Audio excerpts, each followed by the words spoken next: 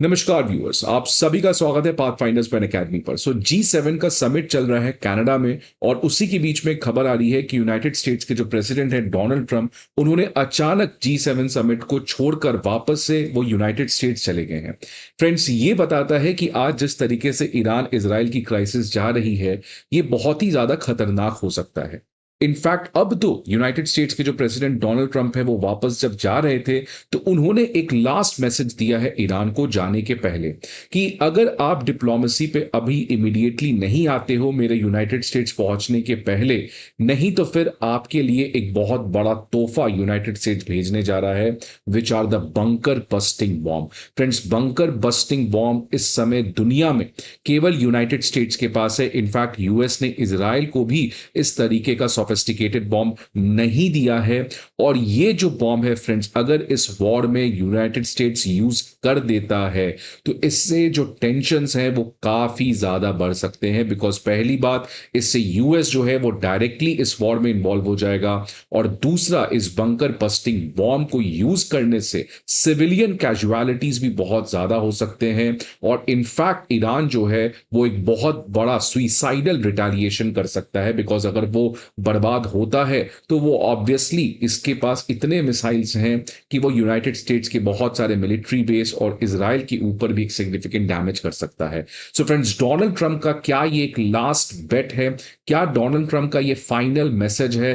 क्या Donald Trump का in fact ये लास्ट वार्निंग है ईरान को कि देखिए, अब मैं G7 समिट छोड़कर जा रहा हूं, आपके पास लास्ट मौका है, come to the table, negotiate the nuclear agreement, otherwise faced the most lethal consequence, which are the bunker busting bomb। तो फ्रेंड्स, ये बंकर बस्टिंग बॉम्ब क्या है और क्यों आखिरकार यूनाइटेड स्टेट्स इसको यूज करने की बात कर रहा है, इन तमाम चीजों को आज इस सेशन में मैं डिस्कस करने का प्रयास करूंगा। बट न्यूज देखिए फ्रेंड्स, सबसे पहले क्या आ रहा है कि प्रेसिडेंट डोनाल्ड ट्रंप अब जो है वो डायरेक्टली इस वॉर में एंटर करते हुए नजर आ रहे हैं। क्यों फ्रेंड्स? बिकॉज इसराइल जो है वो कब से बंकर बस्टिंग बॉम्ब्स अमेरिका से खरीदना चाह रहा है, लेकिन अमेरिका इस सोफिस्टिकेटेड वेपन को दुनिया के किसी भी कंट्री को नहीं देता है। और इसराइल को पता है कि बिना इस बॉम्ब के वो न्यूक्लियर एनरिचमेंट फैसिलिटी जो फोर्दो में है उसको वो कभी भी डिस्ट्रॉय नहीं कर सकता है, क्योंकि इसराइल के पास वो कैपेसिटी नहीं है कि जो फोर्दो का न्यूक्लियर एनरिचमेंट फैसिलिटी है उसको डिस्ट्रॉय कर ले, बिकॉज वो बहुत ज्यादा डीप अंडरग्राउंड है।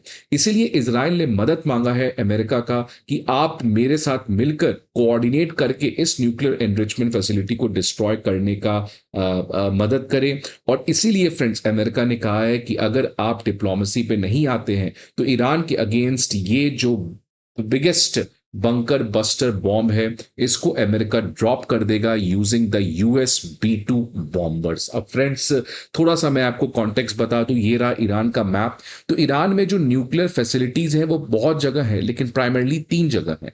पहला हो गया नतांज, दूसरा हो गया फोर्दो, और तीसरा हो गया इस्फहान। तो ये 3 मेजर न्यूक्लियर एनरिचमेंट फैसिलिटीज हैं। इसराइल ने इस पर्टिकुलर अटैक में इन तीनों फैसिलिटीज को डिस्ट्रॉय करने का प्रयास किया। अगर मैं फ्रेंड्स आपको बात करूं नतांज न्यूक्लियर फैसिलिटी को, तो नतांज न्यूक्लियर फैसिलिटी में एक सिग्निफिकेंट डैमेज इसराइल ने ईरान के अगेंस्ट किया है। आप देख सकते हैं फ्रेंड्स, ये तमाम स्ट्रक्चर्स जो डैमेज हैं, अगर मैं बिफोर और आफ्टर देखूं तो बिफोर देख सकते हैं आप, इस तरीके के काफी सारे इंफ्रास्ट्रक्चर हैं, and after the Israeli missile strikes most of the infrastructure have collapsed at Natanz nuclear facility. Same goes with Isfahan nuclear facility, वहां पर भी इजरायली अटैक में ईरान के सिग्निफिकेंट डैमेज हुए हैं। लेकिन friends, IAEA International Atomic Energy Agency का कल रात को एक रिपोर्ट आया है, और उस रिपोर्ट में कहा गया है कि नतांज में पार्शियल डैमेज हुआ है, कोई बहुत बड़ा डैमेज नहीं हुआ है। लेकिन यस, नतांज और इस्फहान जैसे न्यूक्लियर एनरिचमेंट फैसिलिटीज में डैमेज तो हुआ है, लेकिन एक न्यूक्लियर एनरिचमेंट फैसिलिटी जो इनफैक्ट सबसे बड़ा न्यूक्लियर एनरिचमेंट फैसिलिटी है, फोर्दो, इसमें जीरो इंपैक्ट हुआ है इजरायली स्ट्राइक के।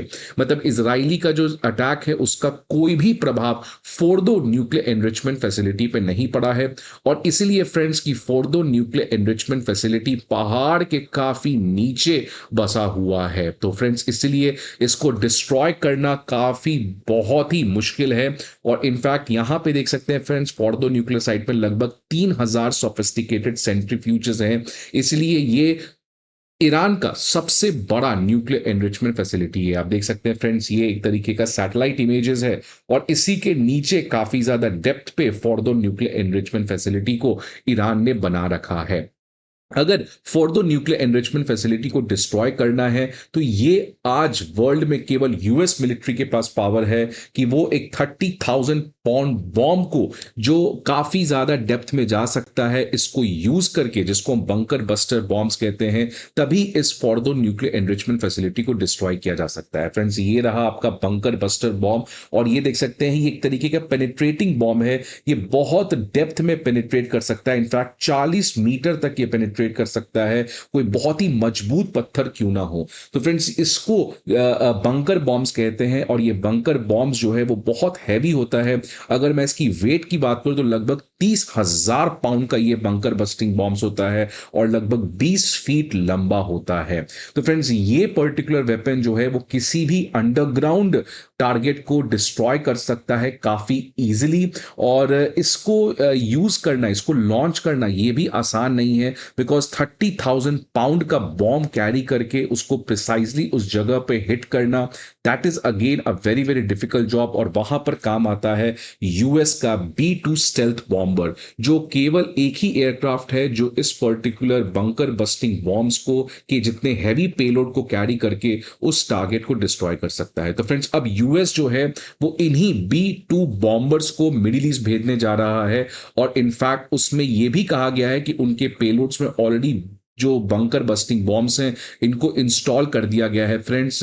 और इसको करना बहुत जरूरी है फ्रेंड्स, बिकॉज मैंने बात किया कि भले आप नातान्स न्यूक्लियर फैसिलिटी को डिस्ट्रॉय कर दे, इस्फहान को कर दे, लेकिन अगर इजराइल चाहता है कि ईरान कभी भी आने वाले समय में न्यूक्लियर वेपन कंट्री नहीं बन पाए, तो उसके लिए एक सबसे मजबूरी चीज है, वो है फोर्दो। फोर्दो को जब तक आप डिस्ट्रॉय नहीं करोगे तब तक आप कभी भी अपना उस सपना को फुलफिल नहीं कर सकते हो, बिकॉज खुद IAEA के रिपोर्ट के हिसाब से वहां पर जो एनरिचमेंट की लेवल है वो लगभग 84% के पास पहुंच चुकी है, which is very close to 90% enrichment level, जिससे आप न्यूक्लियर वेपन को बना सकते हैं। इजराइल ने काफी बार फोर्दो को अटैक करने का प्लान किया है, इनफैक्ट एयरक्राफ्ट से अटैक तो किया है बट कोई डैमेज नहीं हुआ। इजराइल ने यह भी प्लान बनाया कि अपने ग्राउंड स्टाफ को, ग्राउंड मिलिट्री को वहां पर भेजेगा और ग्राउंड मिलिट्री वहां पर जाके इसको डिस्ट्रॉय करेगा, लेकिन वो भी पॉसिबल नहीं हो पाया है। तो फोर्दो को डिस्ट्रॉय करना फ्रेंड्स, ये इजराइल का सबसे इंपॉर्टेंट जरूरत है, लेकिन सबसे इंपॉर्टेंट कमजोरी भी है, बिकॉज इसको डिस्ट्रॉय करने के लिए उसके पास ना ही कोई बंकर बस्टिंग बॉम्ब्स हैं और ना ही इस तरीके के एयरक्राफ्ट्स हैं जो इतने भारी पेलोड को कैरी कर सके। और ईरान ने फ्रेंड्स जैसे ही ये खबर सुनी है तो कहा है कि इससे बहुत बड़ा डिस्टेबलाइजेशन इस पर्टिकुलर रीजन में हो सकता है। तो फ्रेंड्स, ये ईरान के लिए मुसीबत बढ़ सकता है, लेकिन दूसरी तरफ नेतन्याहू जो है वो वापस से आयतुल्ला के ऊपर उन्होंने टारगेट किया है। देख सकते हैं फ्रेंड्स, 17 जून सुबह सुबह की एक खबर आ रही है कि वापस से उन्हें आयतुल्ला को कहा है कि आयतुल्ला को मारना ये भी ऑफ द टेबल नहीं है।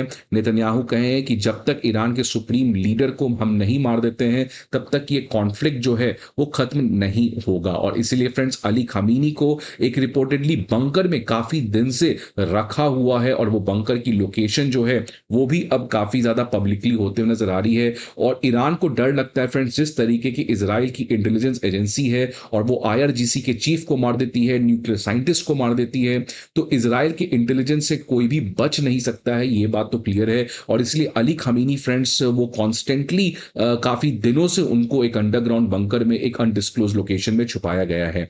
इसी पर्टिकुलर फ्रेंड्स वीकनेस की वजह से आज ईरान की लीडरशिप के ऊपर सवाल भी उठ रहे हैं। 16 जून को कल रात की खबर आ रही थी फ्रेंड्स कि अली खमीनी के अगेंस्ट बैकलैश देखने को मिल रहा है, बिकॉज जिस तरीके से इतने इंपॉर्टेंट IRGC के मिलिट्री ऑफिशियल्स को मार दिया गया, आयतुल्ला अली खमीनी को कॉन्स्टेंटली अंडरग्राउंड बंकर में छुपा के रख दिया गया है, जिससे उनका पब्लिक के साथ जो कनेक्ट है वो भी कम हो गया है। इंटरनेट को कंप्लीटली शटडाउन हो चुका है कि ईरान के लोगों को यह खबर नहीं दिखाया जाए। तो इसलिए फ्रेंड्स, ईरान के अगेंस्ट एक काफी ज्यादा यहां पे प्रॉब्लम खड़े होते नजर आ रही है। और इसी कॉन्टेक्स्ट में एक और खबर आ रही है फ्रेंड्स कि ईरान जो है एज पर अ रिपोर्ट वो अब इजराइल और यूएस के साथ बातचीत करने को तैयार है। बट फ्रेंड्स, ये केवल स्पेक्यूलेशंस हैं, ये केवल मीडिया में चल रही हैं। क्या होगा क्या नहीं होगा ये तो समय बताएगा फ्रेंड्स, बिकॉज ईरान के साथ सबसे बड़ी मजबूरी है कि आयतुल्ला के ये ईगो पे आ चुका है और आयतुल्ला को पता है कि अगर वो झुकते हैं तो वो खुद आयतुल्ला नहीं रह सकते हैं, वहां के प्रेसिडेंट नहीं रह सकते हैं।